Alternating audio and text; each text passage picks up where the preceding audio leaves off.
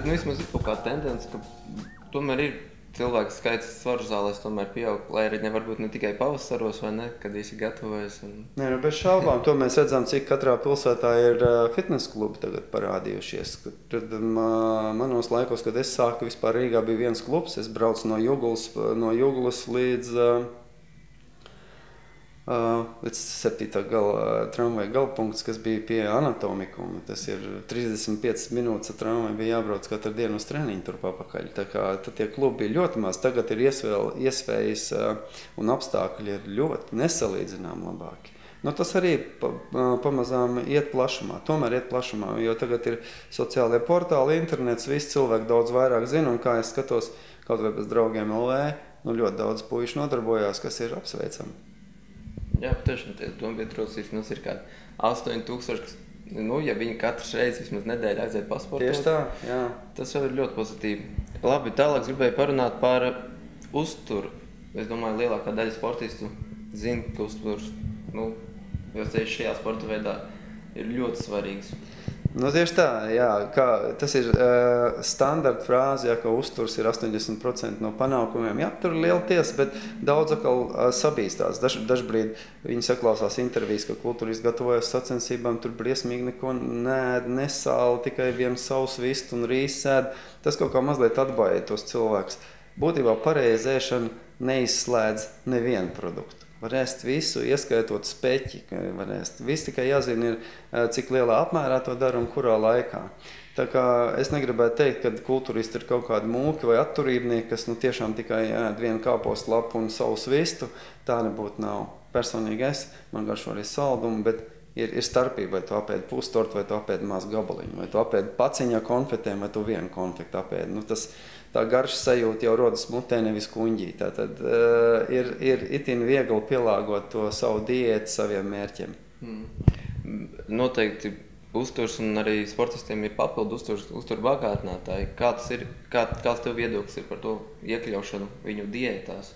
Cik nozīmīgs viņš ir? Jā, nu tam ir liela nozīme. Būtībā tas ir galvenais tumšais plankums cilvēku zināšanās, kas tad ir īsti uzturu bagātinātāji, kas tie ir pa pulveriem. Citi domā, ka viņas salīdzina tā kā veļas pulveri vai es nezinu ar kaut kādu mākslīgo mēslojumu.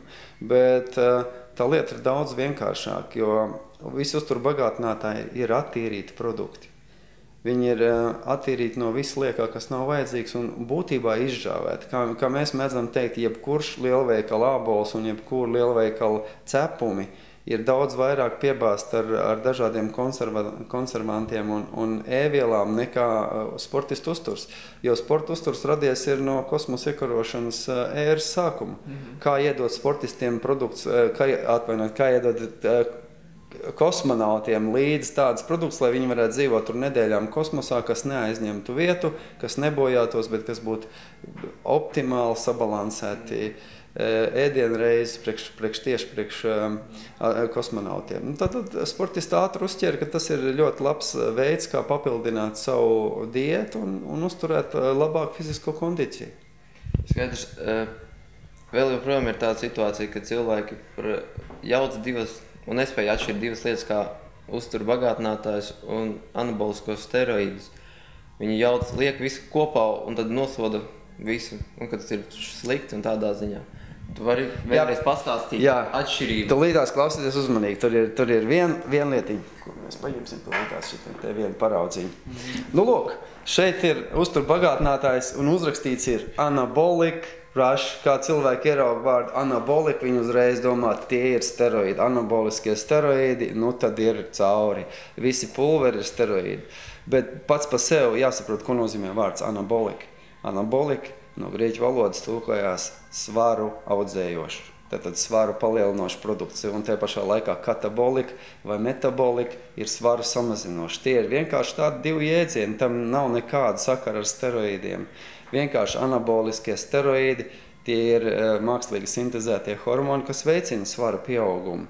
Un kam tad viņi bija izdomāti? Ne jau viņas izdomāja sportistiem. Būtībā anaboliskos steroīdus izdomāja ārsti priekš slimniekiem, kas ir cietuši avārijās, kas ir apdeguši, kam ir bijušas smagas operācijas, lai muskuļu jauda ātrāk atjaunotos. Protams, tas viss ir vēlāk aizgājis līdz sportam. Sportisti ir jutuši, ka tas viss ļoti veicina rezultātu izaugsmi, bet pēc būtības gribētu, lai visi atcerētos, tas netika izgudrots priekš kultūristiem, ja? Tas tika izgudrots priekš slimniekiem, ne teikt slimniekiem, bet cietušajiem, lai viņi varētu ātrāk atgrieztos dzīvē, lai viņiem palīdzētu. Tieši tā. Un tātad vajag stingri novilkt sev robežu un saprast. Vārds anabolika vai anaboliskais, tas ir svaru veicinoši. Tas var attiekties uz proteīnu pulveriem, kas pieaudzē svaru, vai proteīnu pulveriem, kas palīdz samazināt svaru. Tieši tā. Es ceru, ka dažiem būs bišķi lielāka tā saprašana. Šajā pašā tēmā ir jāpiemina to, ka tu esi izveidojis savu Lačplēšu līniju ar uzturbagātinātājiem. Saki, kāpēc tādu izveidoji? Jā, tur ir tāds interesants pastāsts. Būtībā tā Lačplēšu līnijas izveidošanas vēsture ir tāda, ka es jau nodarbojos ar uzturbagātinātāju izpētu un izplatīšanu jau kopš 1993. gada, kad es atgriezos no lielākā ceļojuma pa Ameriku. Un tad, kad radās neatkarības laiki, protams, tāds viss gāja, viss kontrabandas un visādas tādas lietas tur notikās. Un vienu brīdi mēs konstatējām to, kad parādās pakaļdarinājumi diezgan daudz.